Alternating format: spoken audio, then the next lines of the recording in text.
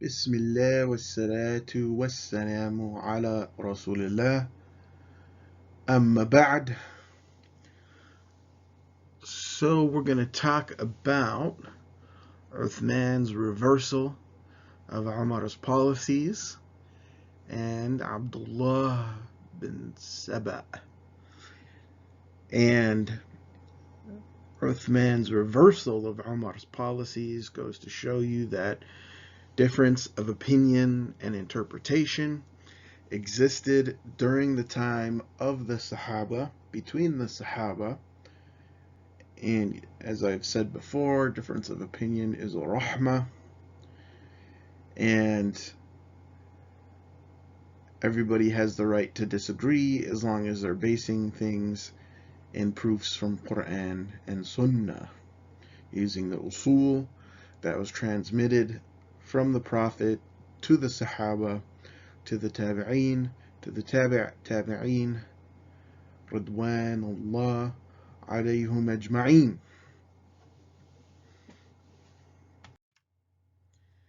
And this is the 7th lecture in our series in this class. And remember to submit your final paper proposals this week.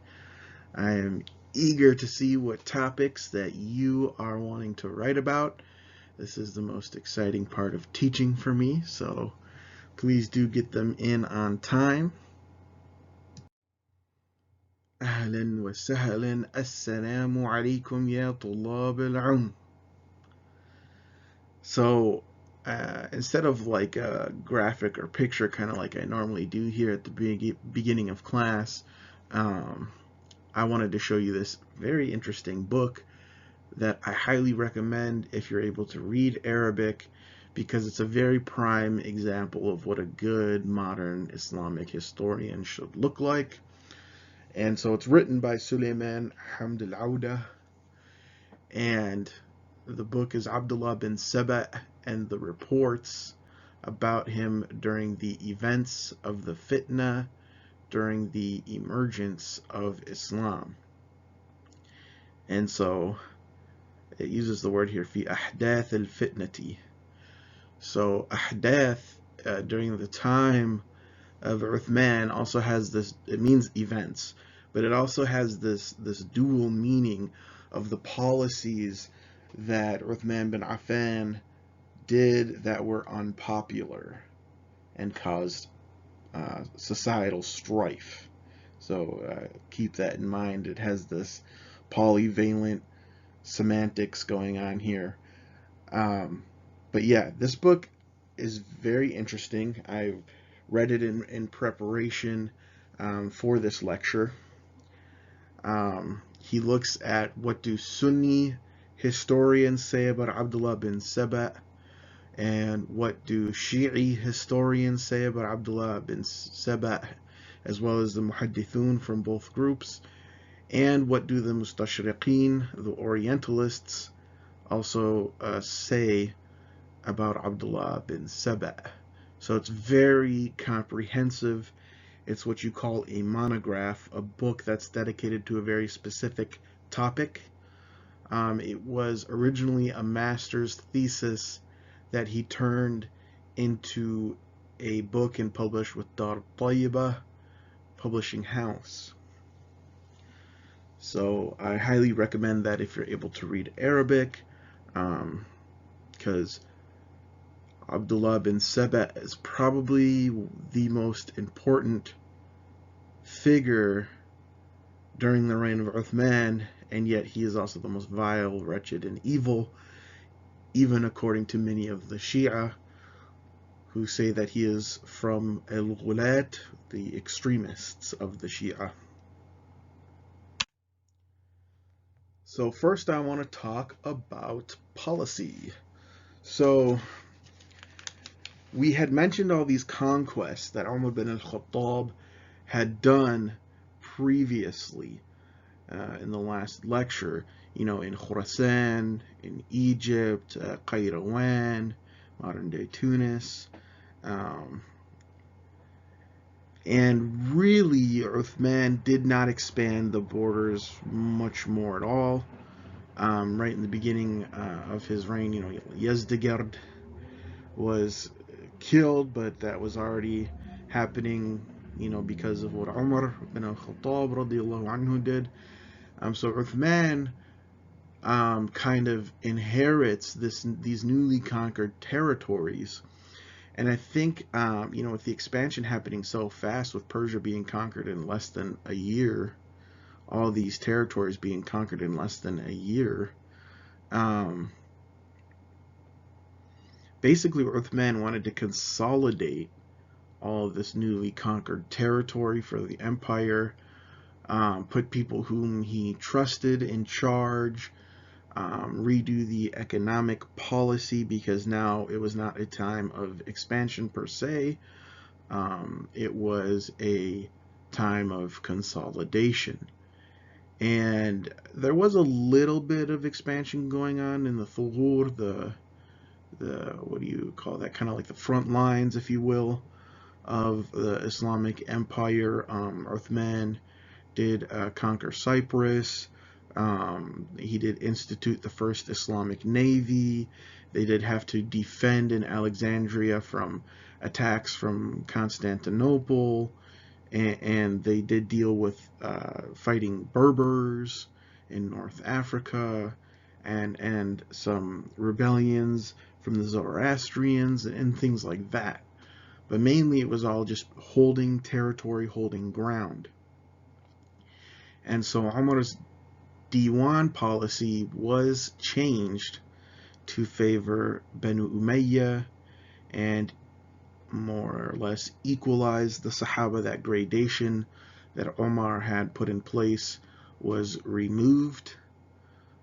So most of the Sahaba were paid quite equally, even though they weren't equal in rank, and he didn't take into consideration Sabiqa.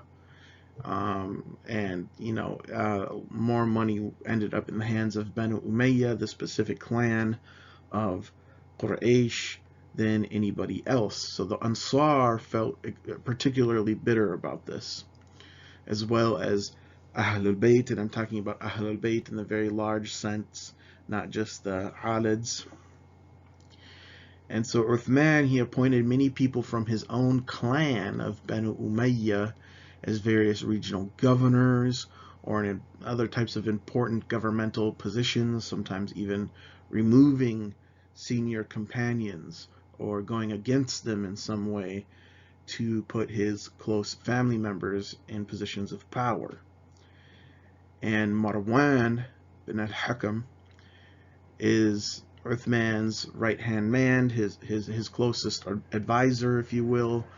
And some would say the real power that was behind Uthman's caliphate. In other words, that Marwan was actually running things and had completely and utterly manipulated Uthman. That was what Uthman's detractors often would think or say. I'm not saying that's correct, although we will hear lots of opinions about Uthman that Sunnis themselves do not hold, so keep that in mind. That's more for the theologians to get into, to talk about how the Sahaba are the best of humanity and these types of things. I'm here to talk about what historically what was going on and how people perceived Uthman, whether it was right or wrong. And so Madalung, this Orientalist who you will read later on in the class, has kind of the succinct paragraph about Uthman's reign that I'd like to read that kind of captures the essence of it. Uthman's rule ended after 12 years amid rebellion and with the violent death of the Caliph. The grievances against his arbitrary acts were substantial by the standards of the time and widely felt. The historical sources contain lengthy accounts of the wrongdoings, ahdath, of which he was accused. Towards the end of his reign, dissatisfaction and opposition to his conduct appear to have been almost universal, except amongst his kin and close associates. It was only his violent death that, having been turned into a political tool, came to absolve him in Sunni ideology from any ahdath and made him a martyr and the third rightly guided caliph. So Wilfred Madelung is quite critical of Uthman, but this was the attitude that many of the time held. That's just a fact, and we'll get into why that is. A lot of it has to do with Abdullah bin Saba. And the painting that I show here is to the best of my knowledge, a modern painting, but it's meant to portray what the Umayyad time period looked like. And I want you to pay special attention to the art that's on the walls and the ceiling. It was very Hellenistic in nature, because we've got to remember this was the late antique period where Hellenism was kind of the dominant feature of the Middle East, if you will. That is kind of like Greco-Roman culture kind of mixed with Persian culture and other Middle Eastern influences. And this is what Umayyad art looked like. You can Google Umayyad art and see that it very much matches with this depiction. And the reason that I wanted to show that is because Uthman is from Banu Umayyah, and some historians would say that his reign was the beginning of the Umayyad dynasty in a sense, because he set all the ground for the Umayyads to later take over. And so Uthman, he was the grandson of Muhammad's aunt, Hakim bint Abdul Muttalib, so he was a relative. Uthman had occupied a special place among the early Sahaba. At the time of Uthman's conversion to Islam, Muhammad gave him his daughter Ruqiyya in marriage, and she immigrated to Abyssinia with her husband, the Aksumite kingdom. When she died in Medina after the Battle of Badr, the Prophet ﷺ married his other daughter, Kulthum, to Uthman. While Uthman was a distinguished, highly successful merchant, he had no time before his election displayed any qualities of public leadership. Among the 6 members of the Electoral Council, Shura, he was the only one who had never been entrusted by Muhammad or the first 2 caliphs with leading any raid or army or prayer.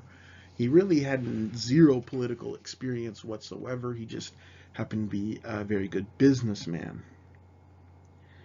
So he was put forward as the only strong counter candidate to Ali bin Abi Talib, and as an intimate and favorite of Muhammad ﷺ, twice the Prophet's son-in-law, he could better rival Ali's close kinship ties with the latter than could the rest.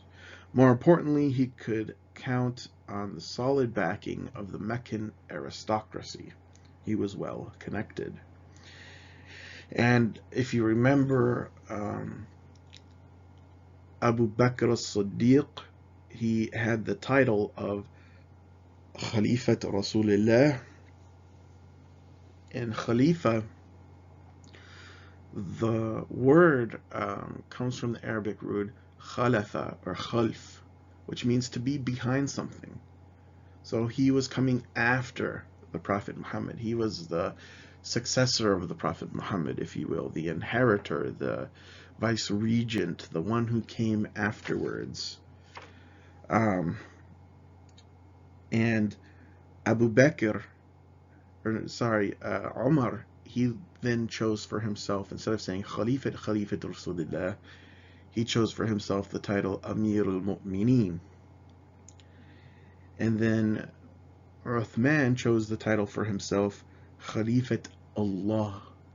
So he is the vice regent of God, or the successor to God, to Allah subhanahu wa ta'ala. So some may say there's some arrogance behind that. Some may say that, well, that's really what Khalifat Rasulullah always meant. But that's an important title change, and from then on out, every single caliph called themselves Khalifatullah, and it became the standard title, especially during the Umayyad period. So he had an influence on later Umayyad culture very strongly, as he was one of their kin. And so Uthman deemed it within his rights to dispose freely of the powers and riches of the caliphate at his own discretion, and deeply resented any criticism or interference in his conduct by anyone.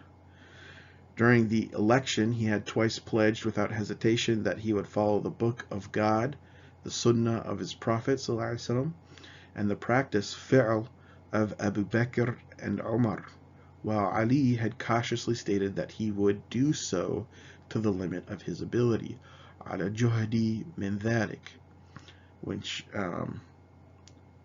could show Ali's humility. Others could say that he was trying to deviate from the first two caliphs.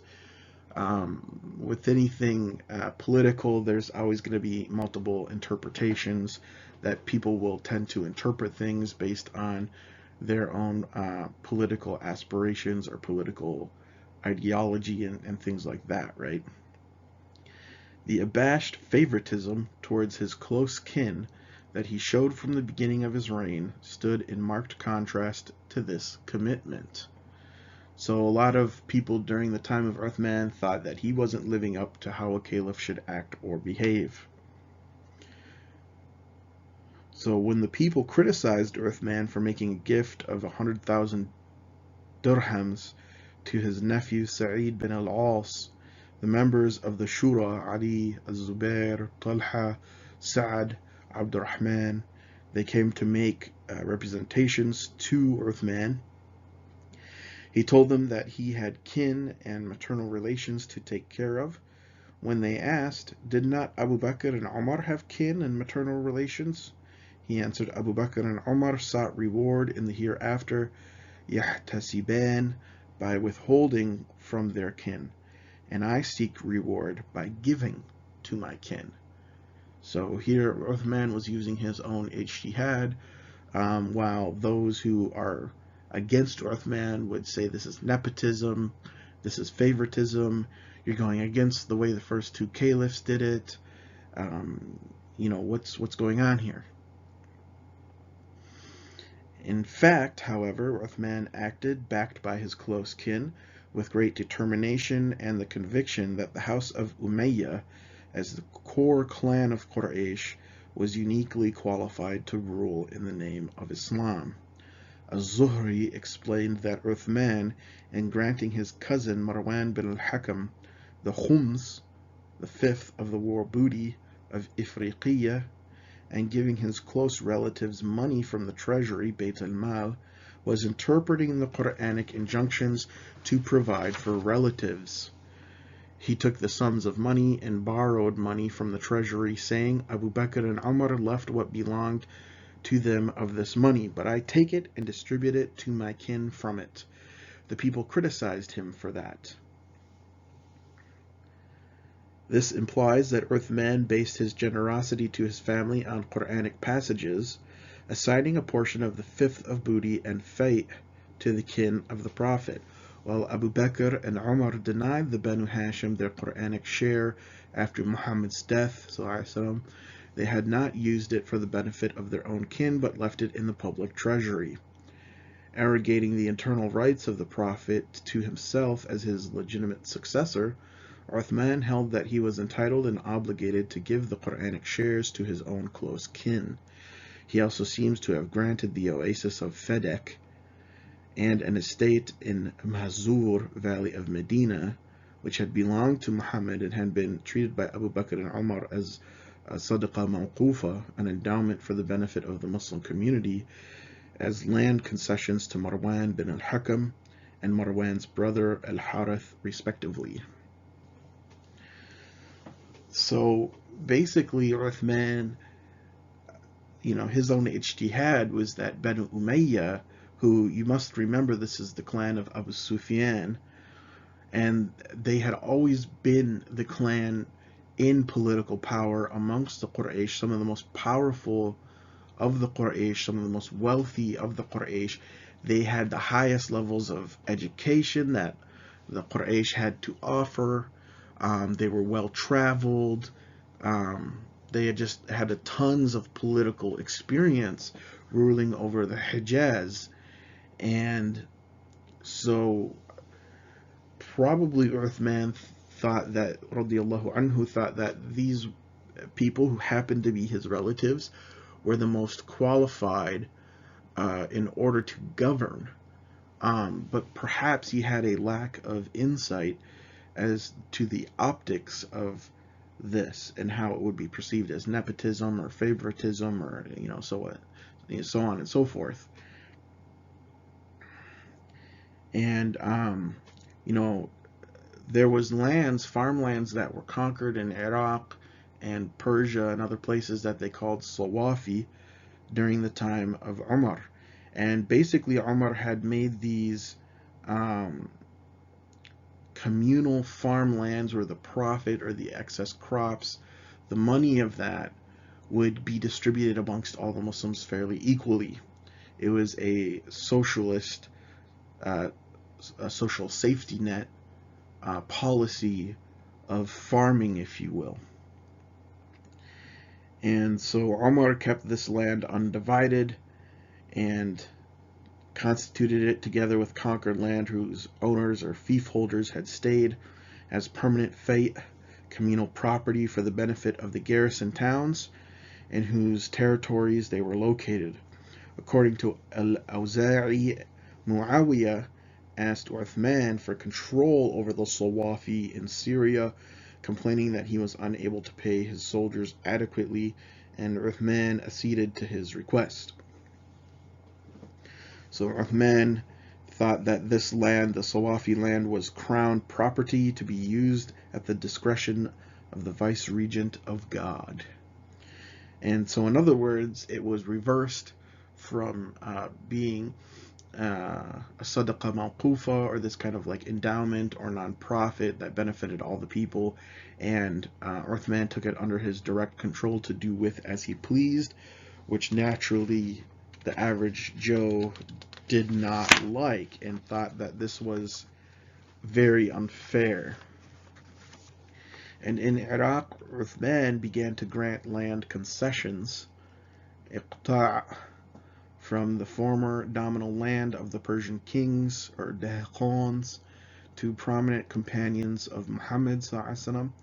Most of the reports about these grants go back to Musa, son of the companion Talha, who was a major beneficiary of this policy. Musa emphasized that Uthman was the first to make such land grants. Amongst the recipients named by him were Abdullah bin Mas'ud, Sa'd bin Abi Waqqas, Khabab bin al-Arat, Usama bin Zayd, Az-Zubair, Talha, and perhaps Amr bin Yasir, besides other tribal leaders who had distinguished themselves during the conquests. So in a way, Uthman was also trying to give back. But you could see here this was a medieval feudal system that is very different than capitalism, even than modern socialism, although I use that analogy because it's a communal social beneficiary policy that was often his mind frame in dealing with economics. Whereas Uthman, he had a lot of state control involved in money and the markets and things, but it was less egalitarian, if you will. By recognizing their claim as a claim to land rather than a share of revenue from the fate, Uthman thus undid Umar's immobilization of the fate land and justified his own seizures of immobilized land as part of the legal share of the Imam. Uthman's alienation of the communal fate and its reconversion into crown land aroused discontent in the garrison towns and provoked accusations that the Caliph and his governors were misappropriating Mal al-Muslimin, money belonging to the Muslims collectively, as Mal Allah, money at the discretionary disposal of the vice-regent of God. So in other words, Uthman's economic policies were very unpopular amongst the common people. So Uthman's attempt to reconvert the communal land into crown property was a major step towards turning the caliphate into a traditional kingship. His aim was fully realized by Muawiyah during his caliphate, as he brought all the Sawafi land throughout the empire under his direct control and discretionary disposal in granting and withdrawing fiefs. So, and by traditional kingship here, we aren't saying that it wasn't a khilafah per se, but that it started to look more like a Byzantine or Persian style of governance, where there was just very direct control of the leader, of the king or demagogue or whatever whatever word or label you want to use. We're going to say caliph. During the first 6 years of his rule, said to be unexceptionable, while in the latter 6 his offenses mounted, according to the commoners. That's when things started to get volatile. Az-Zuhri elaborates that in the former period the people had nothing to hold against Uthman, and he was better liked than Umar because of the latter's sternness and Uthman's mildness towards them. So Uthman was Jamali in his personality, and Umar was Jalali in his personality. So in the second period, it was perceived that Uthman neglected the affairs of the common people, that he employed his kin and family and heaped money on them, and the people were upset over that. Uthman followed the conduct of his 2 predecessors for 6 years without infraction, but then the old man grew soft and feeble and became dominated by Banu Umayyah, is the perception. Again, this is not my opinion. This is not the traditional Sunni opinion that we hold of Uthman, but this is how he was perceived in society by the common people.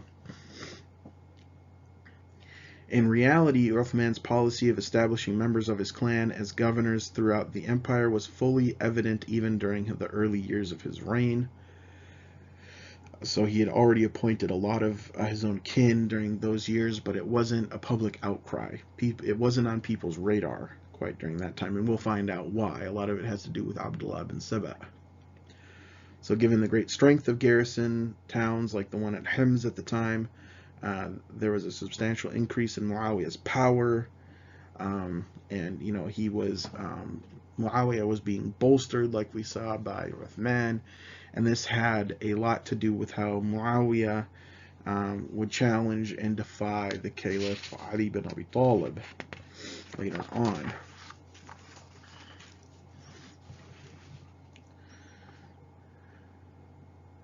So 5 years after Omar's accession to the caliphate, all major governorships were thus solidly in the hands of the caliph's relatives. It's important to note. And the prominent companions of the Shura, the people who elected him, had lost their influence over him. At the same time, his arrogant mistreatment of several of the earliest companions of lowly origin, like Abu Dhar al-Ghafari, Abdullah bin Mas'ud, and Ammar bin Yasir, provoked outrage amongst the pious, as well amongst the various tribes and clans of Quraysh to whom they were affiliated and were liable for their protection. So Bani Zuhra and many prominent clans of the Quraysh had turned against Uthman. And so I'm going to read a little bit about this, what happened with Abu Dhar al-Ghafari, who had a very egalitarian view of economics. So during the year 30 after Hijrah, the incident of Abu Dhar al-Ghafari radiallahu anhu took place. He was in Syria under Muawiyah. There arose a conflict between Abu Dhar al-Ghafari and Muawiyah over the meaning of the Quranic verse, chapter 9, verse 34, and those who hoard up gold and silver and spend it not in the way of Allah, announce unto them a painful torment. This is a ayah of Quran that basically says you are not allowed as a rich person to hoard money. you are supposed to reinvest that back into the community. So Abu Dhar radiallahu anhu was of the view that according to this verse, any deposit of money is unlawful, and hence all income should be duly spent in the way of Allah. In other words, you should not have a large savings account. Somebody like Jeff Bezos or these different oligarchs that we have in the international world, they should not be allowed to hoard their money. They need to reinvest it back into the community. Muawiyah radiallahu anhu, on the other hand, argued that spending in the way of Allah in this verse refers to paying zakat only, and the amount over which zakat has been paid could be kept in deposit without incurring any breach of Islamic Sharia. Had unconditional deposit of money been sinful, the Quran would not have mentioned division of inheritance and shares thereof. When the people, particularly the younger section, came to know the view advanced by Abu Dhar al-Ghifari, they made fun of him, they mocked him. When the matter took a serious turn, Muawiyah informed the Caliph Uthman about it. He wrote the governor to send Abu Dhar to al-Medina with due honor. In al-Medina, he also set about propagating the same view. Since Abu Dhar al-Ghifari was stern by nature, people began to avoid him, but the younger section of men would provoke him at times. In the meantime, Abdurrahman bin Auf radiallahu anhu had passed away. He was a wealthy person and one among the 10 given glad tidings of paradise during his lifetime. Someone reported to Abu Dhar al-Ghifari radiallahu anhu that Abdurrahman bin Auf radiallahu anhu had left behind riches in such great quantity, so what did he have to say about it? He issued a similar legal opinion in the case. Thereupon Ka'b Ahbar, who had confessed Islam during the caliphate of Umar al-Faruq radiallahu anhu, and who was an accomplished scholar of the Jews, he used to be a rabbi in other words, objected to it. At this, Abu Dhar lifted his stick and fell on him, saying, "O Jew, what do you have to do with these issues?" Ka'b Ahbar fled the assembly of the Caliph, but Abu Dhar appeared there, chasing him with a stick. The slaves of Uthman bin Affan saved Ka'b bin Ahbar. When Abu Dhar's anger subsided, he called on Uthman bin Affan and said, "I believe that the entire possession should be given in the way of Allah. The people of Syria opposed me, put me in trouble, and now the people of Medina follow suit. Tell me, what course should I adopt and where should I go?" Thereupon Uthman bin Affan extended his suggestion, "You go and settle in a village outside of al-Medina." So Abu Dhar settled in Rabada, a village 3 days' distance from al-Medina. So that was the story of Abu Dhar al-Ghifari, who was basically banished by Uthman because he believed that wealth should not be hoarded by the richest of the land. And so these types of events led to Uthman being unpopular amongst the common people, the proletariat, if you will, the people who didn't have nowhere near as much money, especially those who are newly converted to Islam. And he had alienated the Ahl Shura and alienated the other clans of Quraysh, and there was a lot of opposition against him. The great majority of the Ansar turned openly against Uthman, and things were not looking very good. Uthman was rumored to appoint many different people as successor to the caliphate, like Zubair bin Awam, and others like Abdurrahman bin Auf, and these different things, which these rumors caused a great confusion and people to lose kind of like confidence in Uthman. So that was the situation going on kind of before Abdullah bin Saba entered the scene. And so who was Abdullah bin Saba al-Himyari al-Hamdani al-Yahudi, also known as Ibn Sauda? And so they did, historians, especially the secular, atheistic, ultra skeptical historians, they'll deny that anybody existed. They believe that Jesus didn't exist. They'll say that Muhammad, peace be upon him, didn't exist. They'll say, that Abdullah bin Saba didn't exist. Some Sunni historians believe that he didn't exist. Some Shi'i historians believe he didn't exist. Some Orientalists, like I said, believe he didn't exist.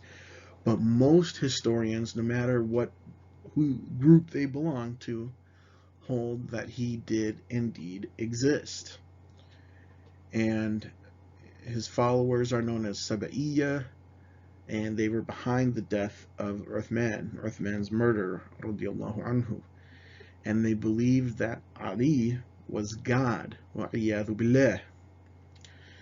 And he was a convert to Islam from Judaism, the son of an Ethiopian Jewess, which is why he was pejoratively called Ibn Sauda. And his father was likely a Yemeni Arab. A lot claim that he was from the tribe of Al-Hamdan. And Abdullah bin Saba traveled to Iraq and also briefly Damascus and Egypt, building hatred towards Uthman and love for the Alids. In other words, he fomented a full-scale rebellion against Uthman. The Saba'iyya later became the Shiites and Kharijites. So this was a proto-Shiite, a proto-Kharijite movement, and they caused a lot of strife during the Umayyad and Abbasid dynasties.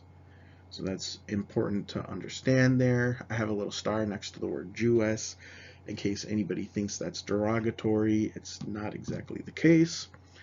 So Seb'a, it refers to the kingdom of Sheba. So Sheba, in the Queen of Sheba in the Quran, is known as Bilqis. If you want to look up the verses about Bilqis, you can go to Quran.com and do so. There's also a very famous movie they try to make it as historically accurate as possible about Queen Sheba, that actually was one of the early films of the actress Halle Berry. That is, you can watch it for free on YouTube. There's also documentaries you can watch for free on YouTube about archaeological digs where they dig up buildings contemporary to the Queen of Sheba, and you can see the language that they spoke and kind of the ideographs, their hieroglyphics, if you will, that they wrote with and things like that.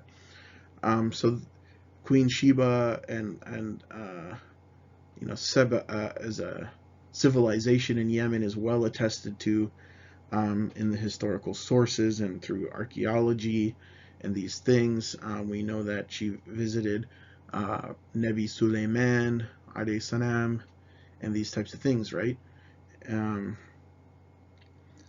And so, Abdullah bin Saba is said to have come from that civilization. The inheritors of the Saba civilization was the Himyar civilization that came later in its place.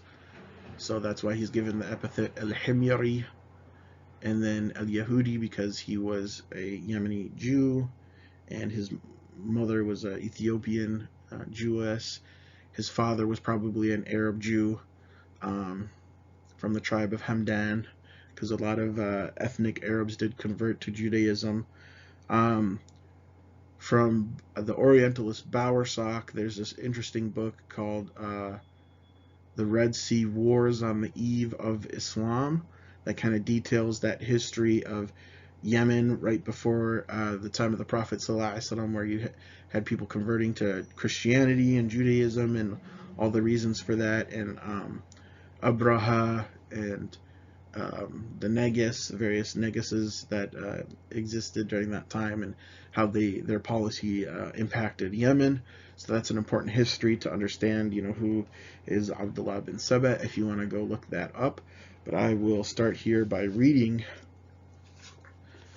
some about him.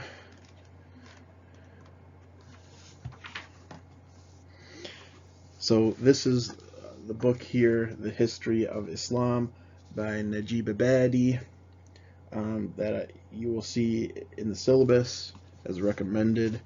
I'm going to read from it here so you can get the orthodox Sunni position on Abdullah bin Saba. A lot of it comes from Tariq al-Tabari, from Saif bin Umar, who, if you read the optional reading in the beginning of the class about Saif bin Umar, you'll see that he is indeed, even according to Orientalists, a very strong narrator. So I believe him wholeheartedly in what he says about Abdullah bin Saba and the Sab'iyya. And a lot of that is here in this book. So Abdullah bin Saba, known as Ibn Saudat, was a Jew from Sana'a. He adopted Islam during the Caliphate of Uthman bin Affan, so he was a recent convert, radiyallahu anhu, with the intention of taking advantage of the progress and prosperity of the Islamic expansion. He settled in al-Medina to go deep into the internal affairs and weaknesses of the Muslims to take advantage thereof. About the same time, Hakam bin Jabala, a man from Basra, made it a point to enlist with the Muslim troops, and he plundered the dhimmi whenever he had any opportunity. He would sometimes commit highway robbery with a band of criminals. When his evil activities went out of all proportions, the matter was reported to the Caliph Uthman. And so he wrote to the governor of Basra to put Hakam bin Jabala in detention, and his order was duly implemented. When Abdullah bin Saba heard about Hakam bin Jabala, he sent out from al-Medina, reached Basra, and stayed with Hakam bin Jabala. There he established a very close and cordial relation with Hakam and his friends. Afterwards he set himself to creating doubts and mischievous thoughts in the minds of the people around him. After very cleverly presenting himself as one who is a well-wisher of the Muslims and the Ahlul Bayt, after gaining the confidence of many Muslims, he began to carry out his nefarious plan. He first raised the question that if Isa alayhi salam could come back to this world, why not Muhammad sallallahu alayhi wasallam?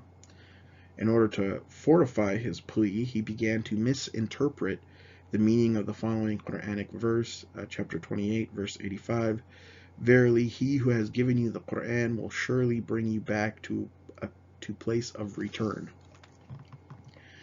He proposed thereby that the last prophet must come back to this world. So this is obviously theologically unsound. Following this, he began to bring the people round to another point, that every prophet had a caliph and executor, and that of Muhammad was Ali radiyallahu anhu, and he was the last executor, as Muhammad was the last prophet sallallahu alaihi wasallam. Encouraged by the favorable response from the gullible Muslims, he came out openly to propagate his evil intentions of doing away with the caliphate and replacing him with Ali. So basically, it seems like Abdullah bin Saba was able to easily manipulate the new converts from the Lahmids. When his mischievous propaganda was brought to the notice of the governor Abdullah bin Amr, he called Abdullah bin Saba and inquired of him as to who he was, where he came from, and why he was here. Abdullah bin Saba explained that he was interested in Islam and turned to Islam because of some weakness in Judaism and had a desire to settle here as his subject. Abdullah bin Amr told him that on inquiry he arrived at the conclusion that he was bent upon creating mischief and dissension in the ranks of the Muslims. Since the governor had brought his secret plan to light, Abdullah bin Saba left Basra and came to another military garrison at Kufa after issuing secret instructions to his followers. In Kufa, he found a section already working against the office of the caliphate and its governor. Thus, Abdullah bin Saba found in this land more fertile, and the atmosphere more favorable and encouraging for his evil, nefarious plans. Abdullah bin Saba was antagonistic to Islam on one hand and was hostile to Uthman bin Affan on the other. He was therefore restless to take his revenge on the Caliph. In Kufa, he first established himself as a pious and God-fearing man and was very soon held in high esteem. When Abdullah's mischievous activities came to the notice of the governor Sa'id bin al-As, who was appointed by Uthman, and a relative of Uthman, I believe his nephew. He called him and took him to task. Abdullah bin Saba became suspect even in the eyes of the sober and noble persons. Finding the atmosphere unfavorable, he left Kufa and went to Syria. Like Basra, he left behind a strong lobby in Kufa who were ready to carry on his dirty business. Malik Ashtar and his friends and relatives were the main figures to lend support to his plan. At Damascus in Syria, his nefarious plans could not make any headway, and he had to leave the city after being there only a short time, presumably because there was strong Umayyad support there. The people strongly supported Banu Umayyah, and as we know, Muawiyah had secured a lot of funds from Uthman to pay his soldiers, so people there were quite loyal to the Umayyads. So then Abdullah bin Saba, he went to Egypt, where he moved very cautiously in light of his past experiences. He made love for the Prophet's family and support of Ali radiallahu anhu, the main plank of his propaganda. In order to expedite his plan in an organized way, he set up a secret society.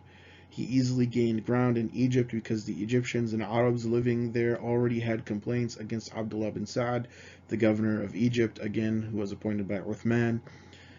And Abdullah bin Sa'd was too preoccupied with the problems created by the African Berbers and the Caesar of Constantinople to pay attention to these internal affairs, because he was busy, trying to defend his land.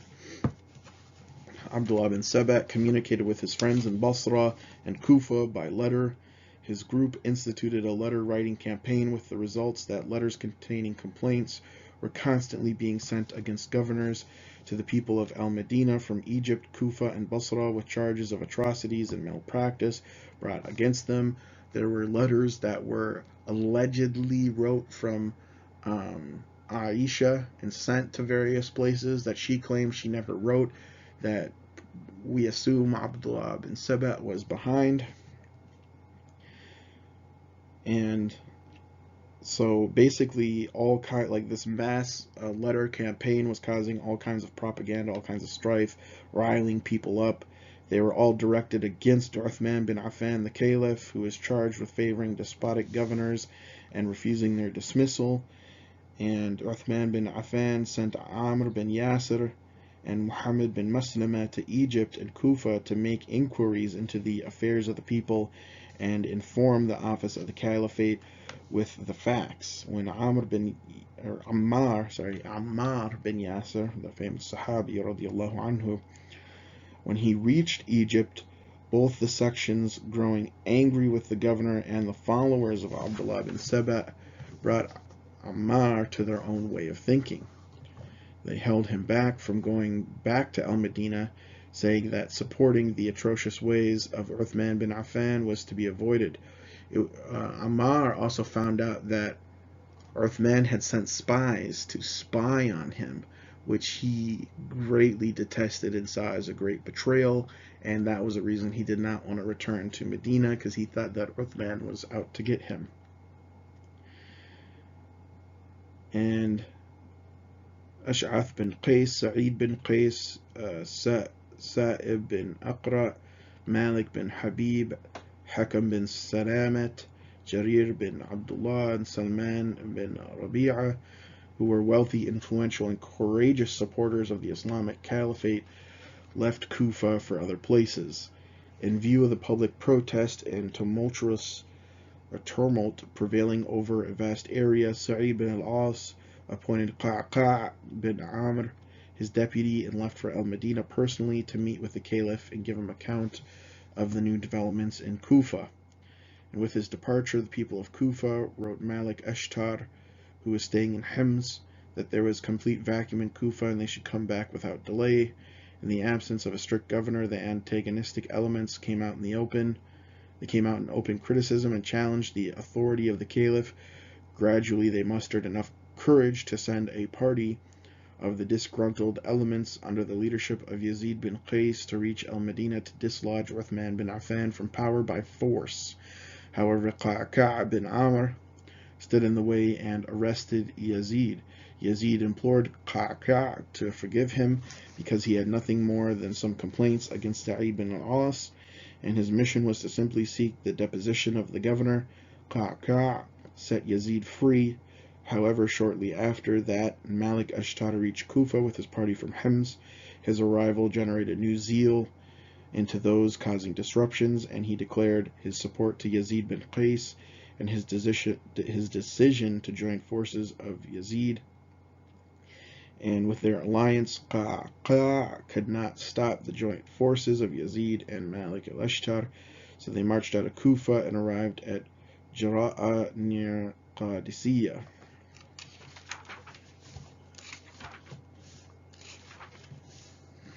Abdullah bin Saba had already finalized his nefarious plan.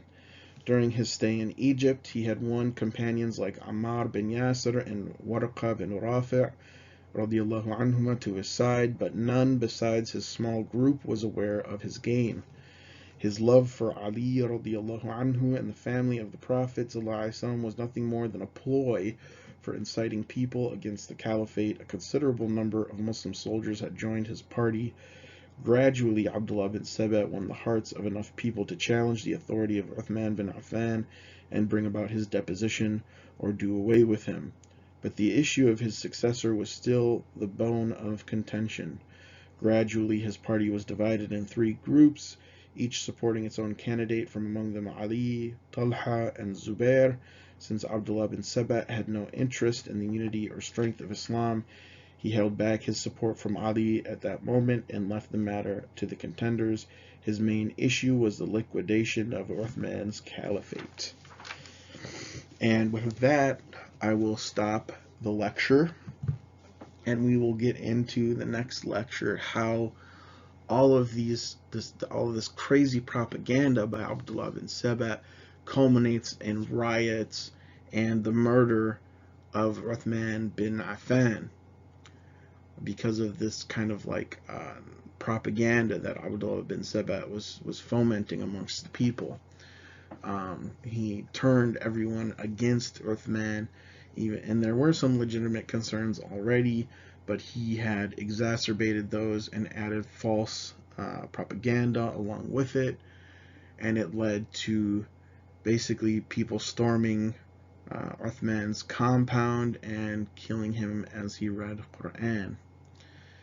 And so this is, from here on out in this class, the history is going to get very contentious, very politicized, if you will, a lot between Sunni and Shi'i narratives and Orientalist narratives. It gets muddy, to say the least.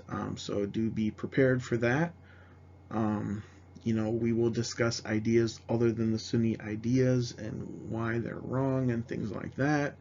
It's all part of the process of studying history and thinking critically and dealing with the sources directly. I wish you all the best. Allah subhanahu wa ta'ala give us all beneficial knowledge. Ameen. Assalamu alaikum wa rahmatullahi wa barakatuh.